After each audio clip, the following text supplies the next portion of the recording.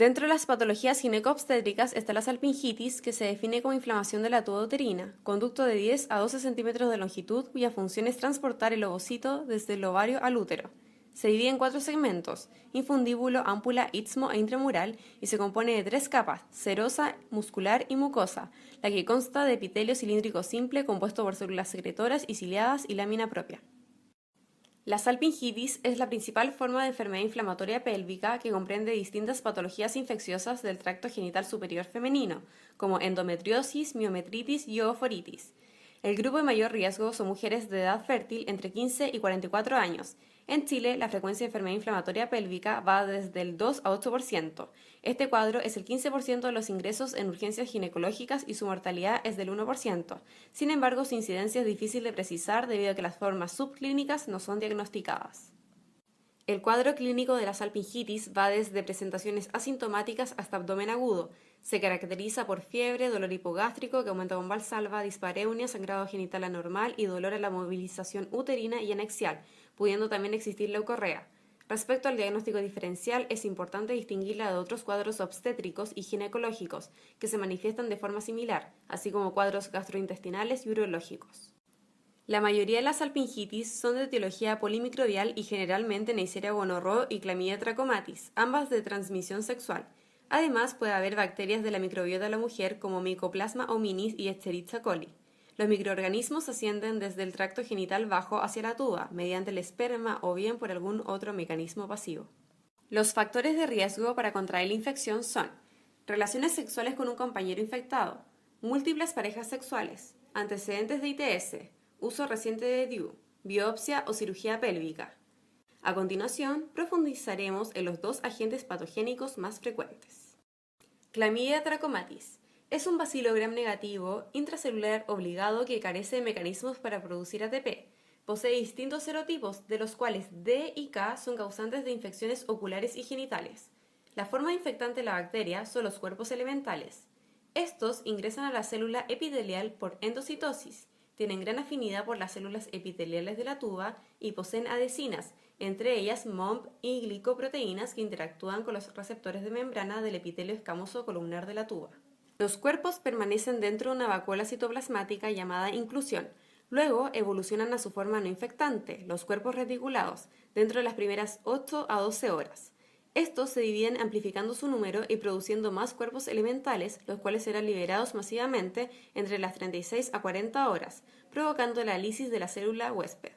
Una vez libres, son capaces de infectar nuevas células.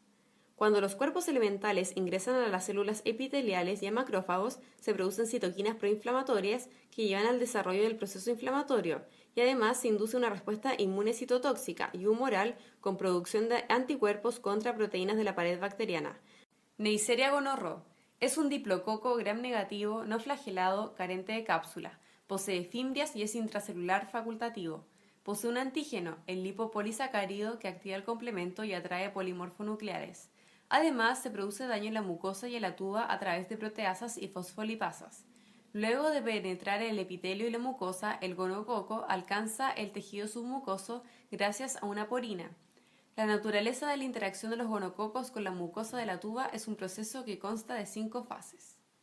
Unión de los gonococos a las células no ciliadas del epitelio columnar a través del pili y la proteína de opacidad de colonias. Estas proteínas se unen a glicopolisacáridos específicos del huésped, permitiendo la adhesión e invasión. Los gonococos son endocitados por las células epiteliales, transportándose en vacuolas a la base de las células y multiplicándose dentro de ellas. Posteriormente, las vesículas en la base de la célula desarrollan un canal a partir de sí mismas, hacia el interior de los tejidos subepiteliales a través de la membrana basal. De esta forma, el gonococo se propaga a través del epitelio y provoca daño de la mucosa. Lisis y desprendimiento celular. Las células ciliadas adyacentes son también destruidas. El lipopolisacárido y la inducción del factor necrótico tumoral alfa y varias otras citoquinas causan la mayor parte del daño epitelial. Finalmente, se produce el paso ligero de polimorfonucleares y macrófagos desde los vasos a la mucosa y el lumen. Morfología. Tanto clamidias como gonococos generan un proceso inflamatorio similar morfológicamente y que caracteriza el cuadro descrito en clínica como salpingitis aguda. Macroscópicamente, la tuba se observa tumefacta y enrojecida, producto del edema y la congestión. La serosa se cubre generalmente por exudado purulento. La mucosa se ve eritematosa y hay presencia de pus en el lumen. Microscópicamente, en la mucosa y en la pared de la tuba se ven detritos fibrinosos, infiltración de neutrófilos, linfocitos y edema. Se aprecia hiperplasia y desorganización de la mucosa, además de exudado purulento intraluminal que se infiltra en todo el espesor de la pared. Evolución.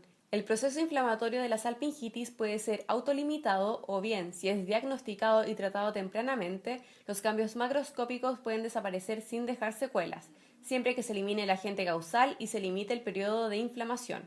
Sin embargo, si el daño supera la capacidad de regeneración del tejido, hay formación de cicatriz y disminución de los cilios, lo que puede llevar a complicaciones mayores como la infertilidad y riesgo de embarazo ectópico, teniendo en cuenta que el transporte del ovocito a través de la tuba depende de la contractilidad y secreción tubaria y también de la funcionalidad de los cilios.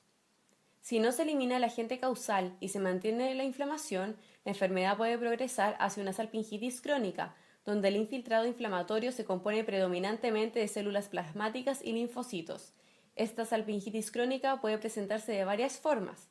Si continúa la producción de pus, esta puede acumularse en la luz tubárica formando un piosalpinx, el cual puede variar a hidrosalpinx o extenderse formando un absceso tubovárico, que podría romperse y ocasionar peritonitis.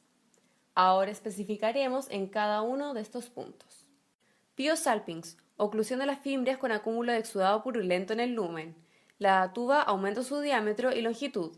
Las paredes están engrosadas. Hidrosalpinx, etapa final de una salpingitis purulenta donde el pus se ha reabsorbido y reemplazado por trasudado. Hay destrucción y fusión de las fimbrias, además de dilatación de la tuba en la ámpula e infundíbulo. La pared de la tuba es blanca y translúcida con adherencias fibrosas externamente. La capa muscular es atrófica o sustituida por tejido fibroso y se mantienen algunos pliegues de epitelio columnar con células normales. Causa infertilidad. Absceso tubovárico. Si el exudado purulento persiste, se forma un absceso, una colección de pus en una cavidad que destaca por una zona central de células necróticas y piocitos, rodeada por una capa de polimorfonucleares, fibrina y colágeno. Suele ser bilateral y compromete en el ovario. Es la complicación más severa. Adhesiones intraperitoneales. Inflamación exudativa en la serosa que al condensar forma bandas fibrinosas en la superficie que se adhieren a las estructuras peritoneales adyacentes. Salpingitis folicular crónica.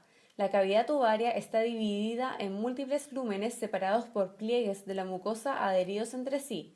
Las fimbrias pueden juntarse en el centro con las fimbrias radiantes hacia el exterior o bien pueden unirse formando un extremo romo, denominado tubo en palillo.